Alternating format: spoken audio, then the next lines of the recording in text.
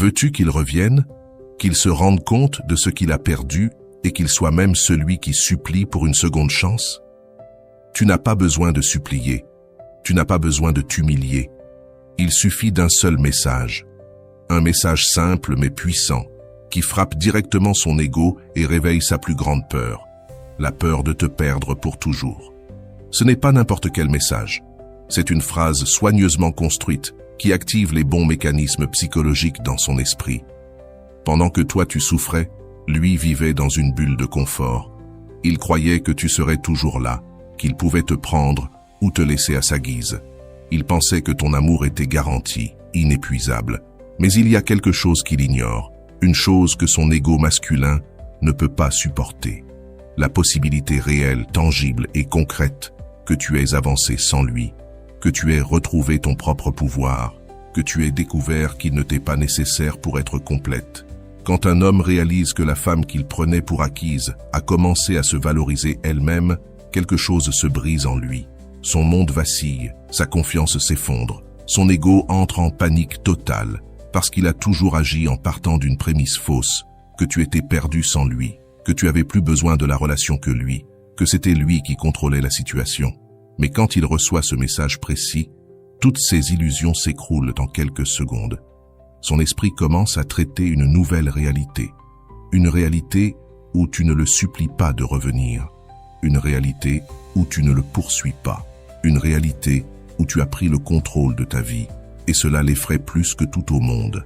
Parce que les hommes ont besoin de se sentir indispensables, de se sentir importants dans ta vie, d'avoir la certitude d'occuper une place unique que personne d'autre ne peut combler.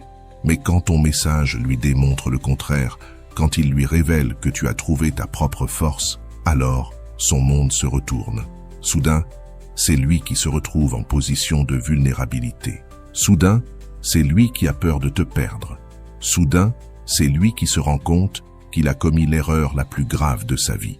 Ce message n'est pas une supplique désespérée, ni une manipulation pour le reconquérir. C'est simplement la vérité la plus pure, exprimée de la manière la plus puissante.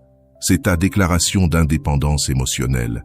C'est ta façon de lui rappeler qui tu es vraiment, de lui rappeler ton véritable prix, de lui rappeler que tu mérites quelqu'un qui t'élit chaque jour, et pas seulement quand cela l'arrange. Et lorsqu'il lira ces mots, son cerveau passera en mode alerte. Il commencera à repenser à tous les moments que vous avez partagés. Il commencera à regretter ton rire, ta présence, ta manière unique de voir le monde. Il commencera à t'imaginer vivant sans lui et cette image le détruira de l'intérieur. Car pour la première fois, il comprendra que tu peux réellement le perdre, pas comme une possibilité vague, mais comme une réalité imminente. Son orgueil, qui jusque-là le tenait éloigné, deviendra son pire ennemi. Il voudra répondre immédiatement. Il voudra t'appeler, te voir, te récupérer, avant qu'il ne soit trop tard. Mais le plus beau, c'est que sa réaction n'a plus d'importance. Parce qu'au moment où tu envoies ce message, tu as déjà gagné. Tu as récupéré ton pouvoir personnel. Tu as cessé d'être la victime de la situation. Tu as repris le contrôle de ton histoire. Et cela, plus qu'une réconciliation, est le véritable prix. Car une femme qui connaît sa valeur est imparable. Une femme qui ne mendie pas l'amour est magnétique. Une femme complète par elle-même est irrésistible. Ce message ne sert pas seulement à le faire revenir, il te transforme en la version la plus puissante de toi-même, la version qu'il a perdue, la version pour laquelle il suppliera de revenir, la version qu'il n'a jamais su vraiment apprécier. Mais avant de te révéler ce message puissant, je t'invite à t'abonner à cette chaîne. Cela permet à d'autres personnes qui ont besoin de ce contenu de le découvrir aussi. Et n'oublie pas de partager cette vidéo avec une amie ou un proche à qui ce message pourrait changer la vie. Commençons maintenant. L'erreur la plus fréquente, c'est d'écrire sous le coup du besoin « Tu me manques, reviens, je ne peux pas vivre sans toi ». Ces phrases n'attirent pas, elles provoquent de la pitié. Le bon message doit transmettre quelque chose de bien plus fort, que tu as le pouvoir et que c'est lui qui est sur le point de perdre l'opportunité la plus précieuse de sa vie. Et voici ce que beaucoup ne comprennent pas. Il ne s'agit pas seulement d'écrire de jolies phrases, mais de créer une réalité où c'est toi le prix qu'il risque de perdre. Quand tu écris depuis le manque, tu t'affiches comme quelqu'un qui mendie des miettes d'attention. Mais quand tu écris depuis l'abondance, depuis la certitude de ta propre valeur, alors ton message devient une déclaration de pouvoir. Le secret est dans l'inversion des rôles. La majorité des gens supplient pour obtenir une seconde chance. Toi, tu offres une dernière chance. Ce n'est pas « S'il te plaît, reprends-moi ». C'est « Voici ta dernière opportunité de montrer que tu mérites encore une place dans ma vie ». La différence est énorme. L'une te fait paraître désespérée, l'autre te rend rare, précieuse et sélective. Et voici la clé que personne ne t'explique. Ton message ne doit jamais donner l'impression que tu essaies de convaincre l'autre de revenir. Il doit donner l'impression que tu envisages de lui accorder une ultime chance avant de fermer la porte à jamais. C'est la différence entre être celle qui poursuit et être celle qu'on poursuit. Le message puissant repose sur 3 piliers essentiels. D'abord, l'absence d'explication. Tu n'as pas besoin de justifier pourquoi tu écris, ni de raconter tes émotions. Tu affirmes une réalité claire et c'est tout. Ensuite, l'absence de supplication déguisée. Beaucoup croient être fortes en écrivant « Je pense que nous méritons une autre chance ». Mais cela reste une supplique, simplement mieux habillée. Le vrai message ne demande rien, il offre quelque chose de rare, ta considération. Enfin, et c'est crucial, le message doit soulever plus de questions qu'il ne donne de réponses. Il doit créer un vide mental que l'autre cherchera à combler.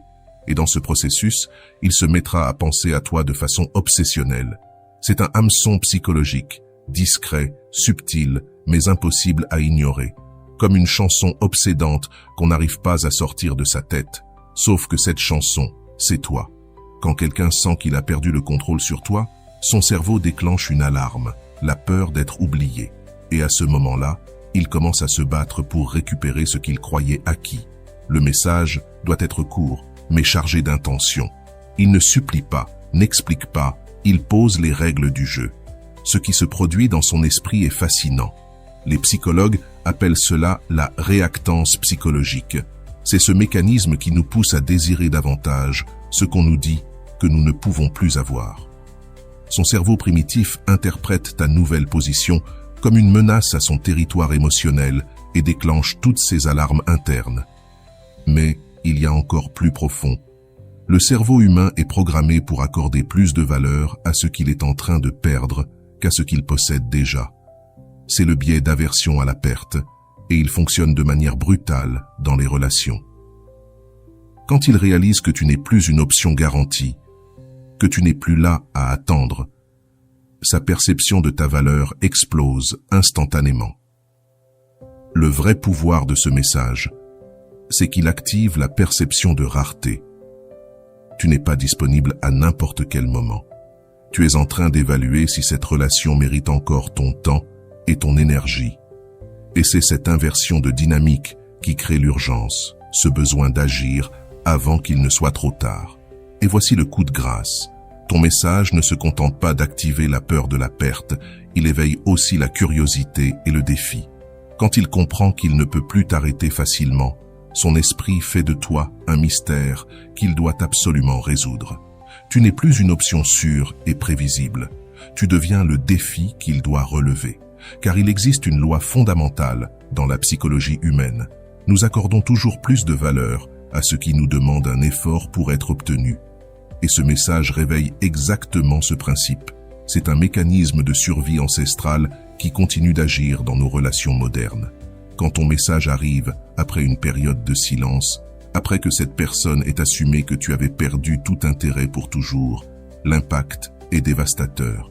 Sa tête avait déjà commencé le processus de deuil, elle s'était résignée à ton absence, et soudain, tu réapparais. Mais pas comme avant. Tu reviens différent, transformé, comme quelqu'un qui a évolué, qui n'a plus besoin de validation externe. Ton message agit comme un briseur de schéma. Il détruit toutes les attentes que cette personne avait sur ton comportement. Elle attendait de la désespération. Elle trouve du contrôle. Elle attendait des supplications. Elle reçoit une offre. Elle attendait un besoin. Elle découvre de l'abondance. Cette rupture de schéma provoque une confusion cognitive que le cerveau cherche à résoudre immédiatement. Et c'est là que réside la puissance de ce mécanisme. Quand l'esprit est confus, il cherche instinctivement un repère familier pour se sentir en sécurité. Et ce repère, c'est toi, vos souvenirs, la connexion que vous avez partagée. Alors son esprit est obligé de revivre tous les moments positifs, simplement pour comprendre cette nouvelle version de toi. Mais ce n'est pas tout. Le bon message active ce qu'on appelle un ancrage émotionnel.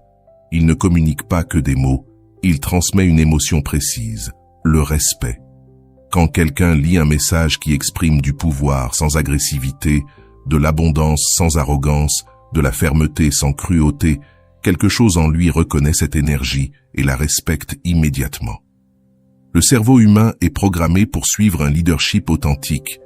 Quand il détecte que tu as réellement repris le contrôle de ta vie et de tes choix, il ressent instinctivement le besoin de se rapprocher de toi. C'est de la survie sociale élémentaire. S'associer à ceux qui ont du pouvoir augmente nos chances de survie et de succès. Mais ce message touche encore plus profondément. Il active la peur primitive de l'abandon, mais d'une façon subtile et élégante. Tu ne menaces pas directement, tu révèles simplement une réalité. Ta présence n'est plus garantie. Et cette peur de l'abandon est l'une des forces les plus puissantes de la psyché humaine, car elle est directement liée à nos instincts les plus basiques. Celui qui reçoit ton message se retrouve face à une vérité inconfortable. Et si, depuis tout ce temps, il avait sous-estimé ta véritable valeur? Cette réalisation agit comme un virus mental qui infecte toute sa conscience et colore chaque pensée liée à toi d'une nouvelle perspective. Alors, que dois-tu écrire? Quelque chose comme « Je veux juste que tu saches que je ne garde aucun ressentiment. » Ce que nous avons vécu était réel. Mais si un jour tu penses à revenir, souviens-toi que je ne suis plus la même personne que tu as connue. Aujourd'hui, je suis plus fort, plus conscient, et je ne me contente plus de moins que ce que je mérite. Ce message ne demande rien, n'implore rien. Pourtant, il sème dans son esprit une idée brutale. Peut-être t'a-t-il déjà perdu pour toujours. Chaque phrase est soigneusement conçue pour pénétrer plusieurs couches de son inconscient. Je ne garde aucun ressentiment, désarme toute défense. Son cerveau ne peut pas cataloguer tes mots comme une attaque, une manipulation ou un drame, parce que tu communiques depuis un espace de paix intérieure. Là où il attendait une tempête, il rencontre la sérénité. Cette surprise le rend vulnérable à la suite. Ce que nous avons vécu était réel, légitime la relation, sans l'idéaliser ni la dénigrer. Cette validation le pousse à revivre intérieurement ces moments authentiques. Puis vient le coup magistral. Mais si un jour tu penses à revenir, ce n'est pas une invitation, c'est un conditionnel. Tu poses la balle dans son camp tout en lui faisant comprendre que tu n'attends rien. Tu n'es plus suspendu à sa décision. Tu exposes une possibilité, rien de plus. Et là arrive la phrase qui explose dans son esprit. Souviens-toi que je ne suis plus la même personne que tu as connue. En une ligne, tu pulvérises son ego. Tu lui annonces que la version de toi qu'il croyait acquise n'existe plus. Pendant qu'il est resté la même personne, toi, tu as grandi, tu as évolué, tu t'es transformé en quelqu'un qu'il ne connaît plus, quelqu'un qu'il devrait reconquérir depuis zéro. Puis tu enfonces le clou. Aujourd'hui, je suis plus fort, plus conscient. Pas besoin d'explication, pas besoin de détails. C'est une déclaration de puissance. Et enfin, la frappe finale. Je ne me contente plus de moins que ce que je mérite. C'est la sentence qui tue. Tu viens de lui dire que tes standards ont changé, qu'il n'a plus le droit de t'offrir des miettes, que s'il veut encore une place dans ta vie, il devra se hisser à la hauteur de ta nouvelle version. Ce message entier est une déclaration d'indépendance émotionnelle. Tu ne demandes rien, tu n'offres rien de précis. Tu déclares simplement qui tu es désormais, une personne qui a grandi, qui a guéri, qui s'est relevée et qui est parfaitement bien avec ou sans lui. Et c'est exactement cela qui bouleverse tout son monde intérieur. Car soudain, il ne te voit plus comme la personne toujours disponible, mais comme quelqu'un qui peut choisir de continuer sa vie sans se retourner. Ce contraste est un choc si violent qu'il déclenche en lui un état de désespoir. C'est à ce moment qu'il commence à ressentir l'envie irrépressible de te récupérer. Non pas parce que tu l'as supplié, mais parce que tu lui as montré, sans un mot de trop, que tu n'as plus besoin de lui. Quand il commence à faire ses calculs, tout change. Si tu n'es plus la même personne, cela signifie qu'il doit réévaluer complètement tout ce qu'il croyait savoir sur toi. Les stratégies qu'il utilisait autrefois pour obtenir ton attention peuvent ne plus fonctionner. Les anciens schémas de communication peuvent ne plus être efficaces. Mais voici ce qui est le plus puissant.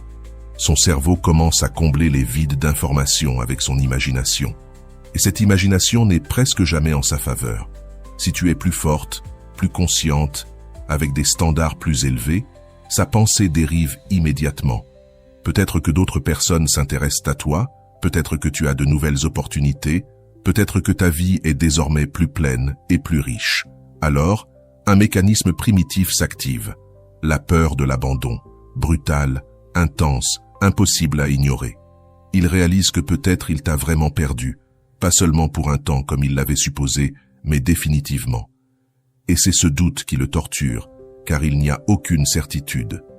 Son ego, habitué à croire qu'il gardait un certain contrôle ou au moins une influence sur tes émotions, est confronté à une réalité terrible. Ce contrôle a disparu. Désormais, il ne peut plus prédire tes réactions. Il ne peut plus utiliser les vieilles techniques qui marchaient avant. Il ne peut plus tenir pour acquise ta disponibilité émotionnelle. La phrase « Elle peut continuer sa vie sans se retourner » résonne dans son esprit comme une cloche funèbre, détruisant ses illusions d'une réconciliation facile. Il comprend que la question n'est plus quand vous allez revenir ensemble, mais si cette possibilité existe encore. Et voici le tournant psychologique le plus brutal. Son esprit commence à idéaliser rétrospectivement ce que vous aviez. Tous les problèmes, toutes les raisons pour lesquelles la relation avait échoué s'effacent peu à peu, comparé à l'angoisse de te perdre pour toujours. Son cerveau réécrit les souvenirs, mettant en avant les bons moments et floutant les mauvais. Peu à peu, une urgence s'installe dans son système nerveux. Pas l'urgence paniquée de quelqu'un qui perd quelque chose sous ses yeux, mais une urgence plus subtile, celle de sentir qu'une fenêtre d'opportunité est en train de se fermer et que bientôt, elle ne s'ouvrira plus jamais. Son orgueil lutte contre sa peur d'être abandonné. Une partie de lui veut garder sa posture, agir comme si ton message ne l'avait pas touché. Mais une autre partie, plus primitive, panique face à l'idée que ce soit réellement sa dernière chance. Ton message l'a placé dans une position impossible. S'il répond immédiatement, il admet qu'il te manque et que tu l'as atteint. S'il ne répond pas, il prend le risque que tu interprètes son silence comme un désintérêt définitif et que tu fermes la porte pour toujours. S'il répond en retard, il doit expliquer pourquoi, ce qui revient à admettre qu'il a pensé à toi tout ce temps. C'est là la véritable génialité du message. Peu importe comment il réagit, tu as déjà gagné. Tu as repris tout le pouvoir dans la dynamique, tu as élevé ton image dans sa perception, et tu as planté en lui une graine d'urgence qui grandira chaque jour où il ne saura pas s'il peut encore te récupérer, ou s'il t'a perdu à jamais. Souviens-toi, la clé n'est jamais de mendier l'amour. La clé, c'est de montrer que ta valeur est si grande que, s'il ne sait pas en prendre soin, il la perdra pour toujours. Voilà le vrai message qui le fera revenir. Non pas parce que toi tu as besoin de lui, mais parce que lui ne supporte pas l'idée de vivre sans ce qu'il ne pourra jamais remplacer. Si ce message t'a parlé, écris-le-moi dans les commentaires en disant « Je vais envoyer ce message ». Cela me prouvera que tu as compris et que tu es prête à reprendre ton pouvoir.